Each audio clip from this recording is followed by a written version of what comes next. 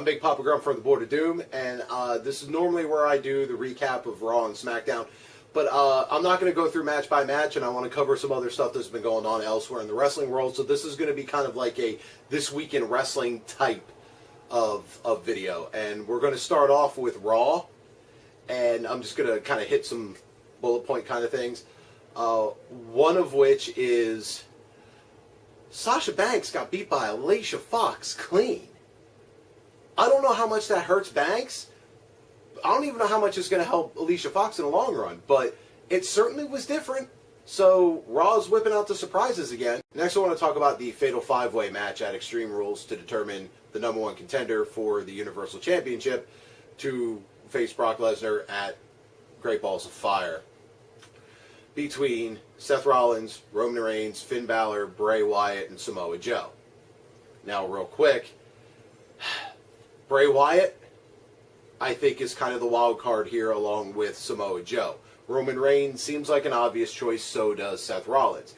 Finn Balor seems the least likely. First of all, Finn Balor is my favorite guy in that entire equation, current t-shirt notwithstanding. However, it makes the least amount of sense to send Finn Balor after Brock Lesnar because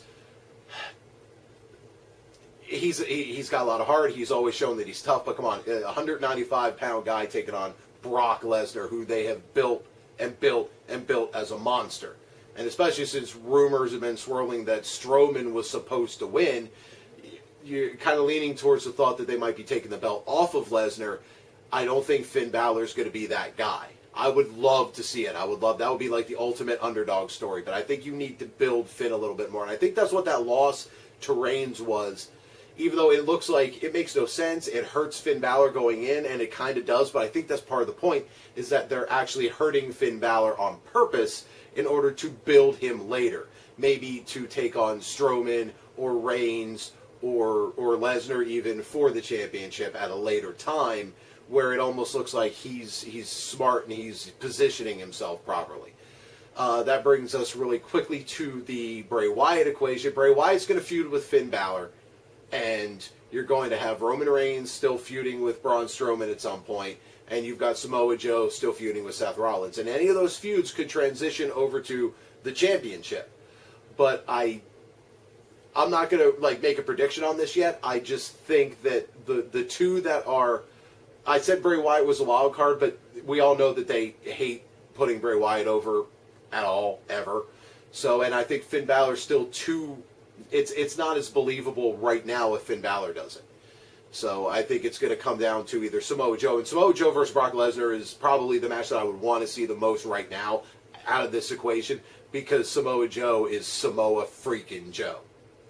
Once again on Raw, Alexa Bliss, awesome on the mic. And unfortunately for Bayley, how good Alexa Bliss has gotten on the mic is really showing how bad Bayley is on the mic.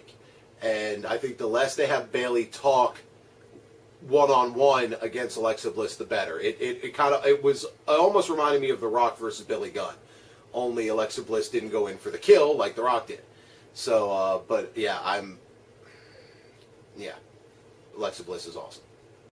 Dean Ambrose winning by disqualification was great. That was an awesome storytelling move. It brought back a little bit of the unhinged, Dean Ambrose.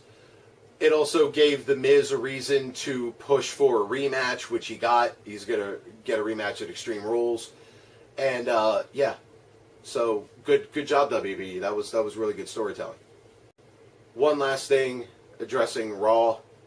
Kendo stick on a pole. Might be fun.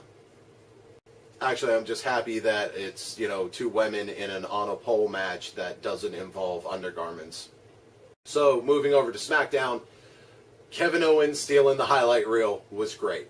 AJ Styles coming out and kind of moving that feud forward a little bit, also great.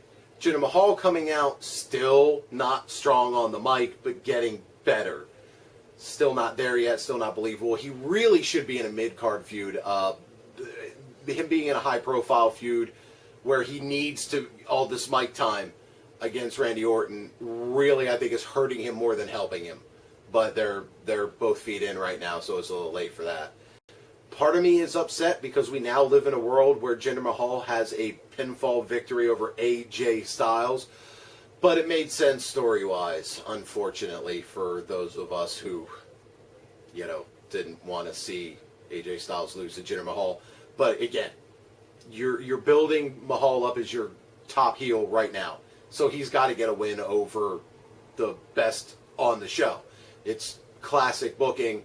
Have him to build credibility by getting over a guy with all the credibility. It sucks. AJ will get the win back later. The Fashion Files. Some of the funniest stuff I've seen on WWE TV all year. Those guys are killing it. It's not all the funniest stuff I've ever seen, but it's the funniest stuff that WWE created have written as a comedy skit in a long time. It's working. And hats off to Tyler Breeze and Fandango for killing it the way they are. They were killing it in the Southwest regional wrestling thing, and now they're killing it as the Fashion Police. Pretty good. The gimmick started out weak, but it's gained legs, so I like it. In a short match, they still managed to make Baron Corbin look as strong as they can in a loss in a short match to Randy Orton. Obviously, there was interference at the end of the show and all that good stuff, but I still think Corbin's going to be the guy that's really going to challenge Orton. And having him get beat by Orton now is hopefully going to pay off when he beats Orton later. I want to quickly talk about a couple of other things going on in the universe of wrestling right now, which is the Randy Orton versus Will Ospreay thing. That is funny. I'm actually firmly in both camps, just for the record. I love flippy floppy diving stuff, but I also love classic wrestling. So the two, first of all, it's disingenuous hearing Randy Orton talk about guys paying their dues when Randy Orton was born into the company, had a contract probably right out of high school. He was going to be a pro wrestler, and he didn't have to wrestle in the Armory for $8. So hearing it come from him, but his points are kind of valid. And granted, they weren't all his points. It was somebody else had written the thing out that Rip Rogers tweeted out that Randy Orton retweeted, and it became a thing. Once Randy Orton got a hold of it, it took on a life of its own. I know Ricochet is weighed in, Bubba Ray Dudley is weighed in, Bully Ray, whatever he's going by these days. A whole bunch of other people weighed in, and then Will Ospreay weighed in. Because the original Randy Orton's thing, his pseudo apology was because it was all ... dive, and then it became ... headlock, and then it's ... everything. But Will Ospreay has basically every tweet has ended with ... dive. I think he already has a shirt that says dive.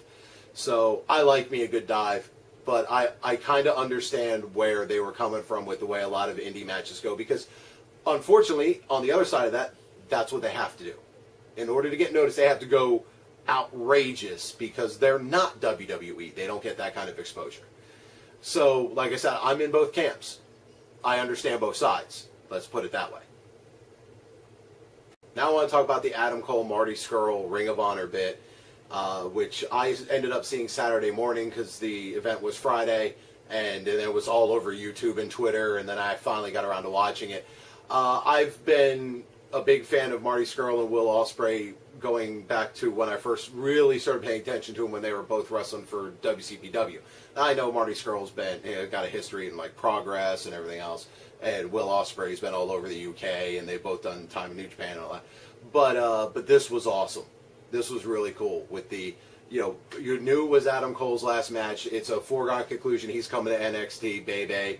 But that bit, where you had Kenny Omega on screen, and then Marty Scurll ends up in the ring with the umbrella that says Bullet Club, and then they kick him out of Bullet Club with the super kick party at the end with the Young Bucks. That was just great in-ring storytelling. It was really cool.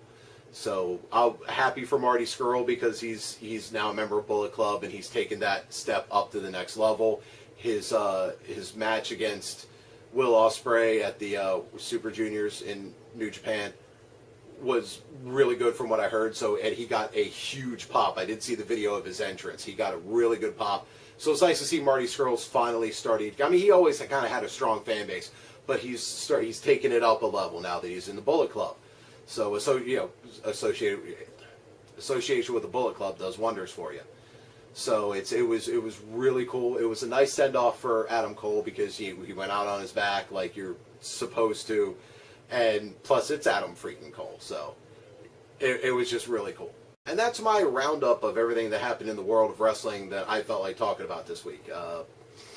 Yeah, I don't know if the recap videos are going to be more like this or if I'm going to go back to the way they were. I think I may switch it over this way.